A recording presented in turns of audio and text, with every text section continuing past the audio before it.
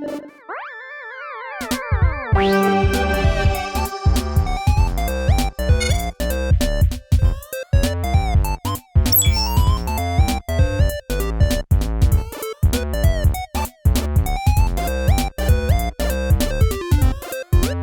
everybody, I'm David Leatherbury with Lake TV, here with a special report. Now, there's no denying that we have entered the age of information. Digital media is taking over pretty much every facet of our lives, and in some points, it's a little bit scary. Facebook, YouTube, TikTok, you can find just about anything. The entirety of the Library of Alexandria is sitting in your pocket, and twice as much of that is stuff people made up just to get you angry at strangers. So how do we process this? How do we move forward? How do we step into and embrace this new future while keeping the important parts of the past and present alive so that we can keep being us? Well, that's a question for much bigger heads than me.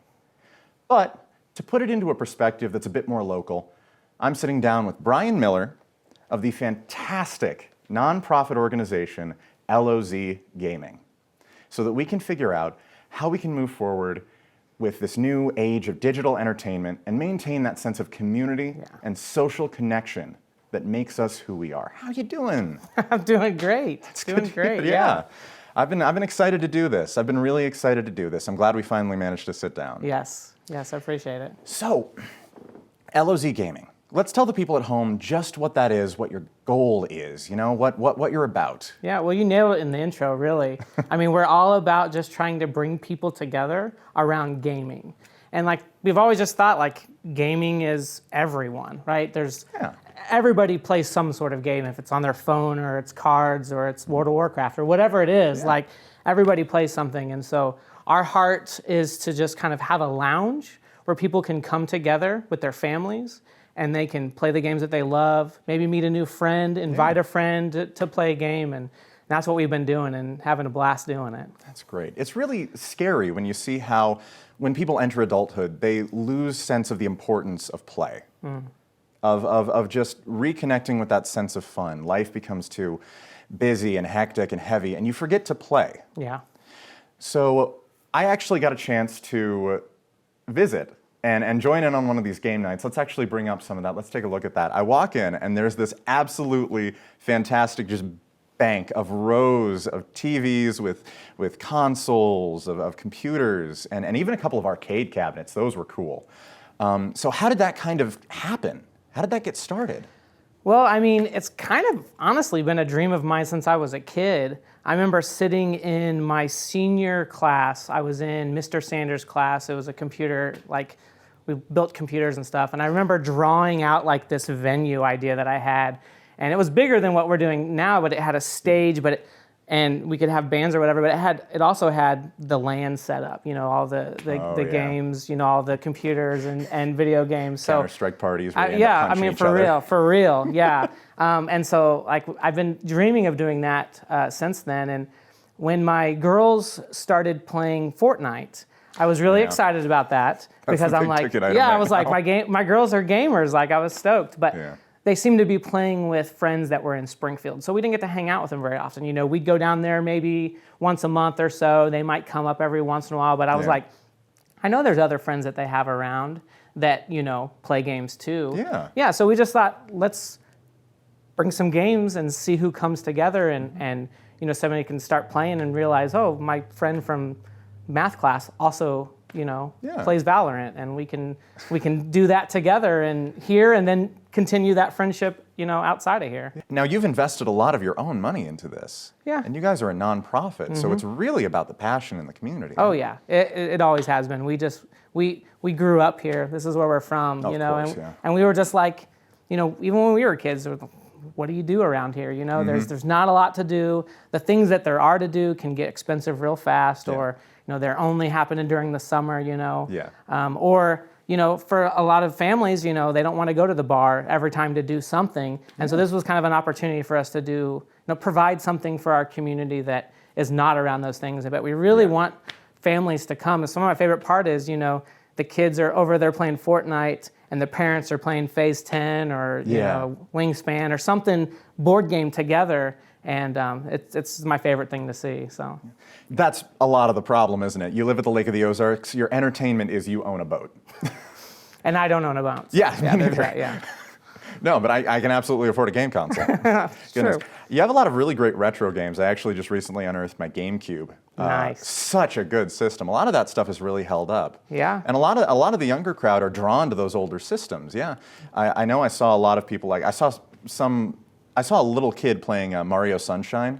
That brought me back. One of my favorite things I saw was the amount of parents with their little kids who had them on their lap and were teaching them to play the games. And do you see a lot of that? Like a lot of the connections there? Oh my gosh, they walk in, they're like, I used to play this. And then they're so excited to teach their kids or their kids' friends, how to play what they used to play. I remember we had a Nintendo there one night and I was playing RC Pro-Am. Yeah. And I'm not really even good at that game, but I had this circle of kids around me like, how are you so good at that? And I was like, that's what I grew up on, But yeah, they're so excited to share that. And we actually have a pretty good group of retro gamers, and we're kind of in the works of trying to plan a retro game day that we can just line it up and have a little bit of everything. And that sounds like I'm excited about that. So I might have to go to that. yeah, we'll let you know for sure.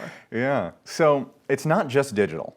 There's plenty of analog going on there. Yeah. Like I saw card games, I saw board games. You guys do Magic the Gathering, We right? do, yeah. I just got into that. I've been staying up so late just building deck You're after gonna go deck. broke, man. I know. I've been playing digital. Okay, there you go. This is local TV. I don't make enough for that. We probably have just shy of 80 board games that we have available there. Yeah. And we have several people that have, hundreds and hundreds of games that at a drop of a hat would bring it to share, and do that. Yeah. Sunday afternoons we have a lot of Magic, and we play Magic every night, but Sunday afternoons is kind of the big day. We even have several D&D campaigns going on. I was just about to bring that. I'm Yeah. a huge D&D nerd. I love that. Yeah. That's so cool. And that one really, forces community. Oh, You yeah. have to be Yes. able to socialize, connect with people. Yep.